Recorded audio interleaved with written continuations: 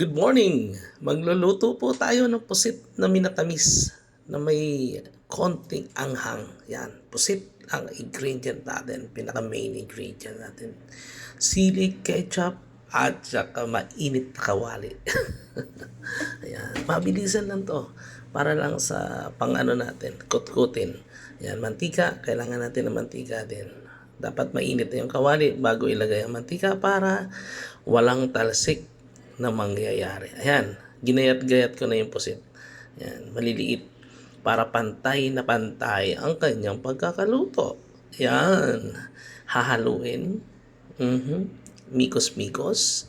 After na medyo mainit na, haluin ulit para hindi masunog.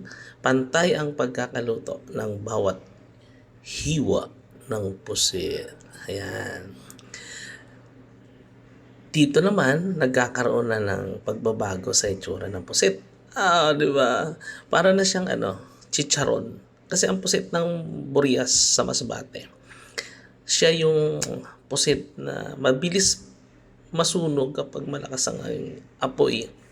Kaya kailangan dahan-dahan lang yung apoy. Ayan na, ketchup, pampakulay at saka pampalasa. Ayan, lalagyan mo siya. Tsaka sili. Yung sili na tira-tira na natuyo na sa rep, pwede natin gamitin yun. Gagayatin lang natin yan. Gaya yan. Yan. Gigisahin mo natin konti para medyo mailabas niya yung anghang niya. Yan, di ba? Nakikinig siya. Ayan. Balik na naman. Saka ilalagay na natin yung pinakapang matamis. Siyempre, asukal na yun. At saka paminta. Yan, ihahalo natin yung dalawang yan. Yung paminta dyan, dadamihan natin kasi isa din yan sa nagpapaanghang. At saka nagpapasarap talaga ang paminta. O, di ba? Hahaluin mo lang ng maayos yan para pantay din yung distribution ng kanyang paminta sa bawat hiwa ng pusit. Yan yung asukal. Mga dalawang lang, kutsara or tatlo. Dalawat kalahati, po pwede yan. Huwag masyadong matamis kasi baka mawala na yung anghang. Yan, haluin mo na siya. Hihintayin mo lang siyang parang lumapot yung asukal at saka kakapit na siya. Yan. Yung ketchup pala na yan, tira ng pizza. O, di ba? Yung maanghang na ketchup. Yun, halo mo rin. Sayang naman kasi. Kaya pampasarap din siya. At saka pandagdag kulay. Kasi yung tomato ketchup, hindi siya ganun kakulay.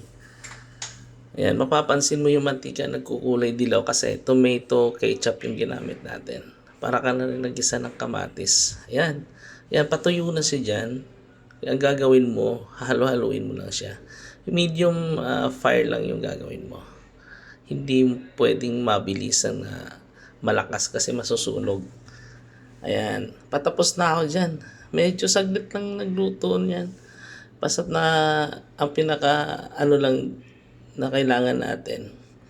Yung pusit talaga dapat halos pantay-pantay yung laki niya para mas masarap. Yun, di ba? Ang pagkakaluto natin. At saka pantay yung mga ihahalo nating pampalasa. Ayan.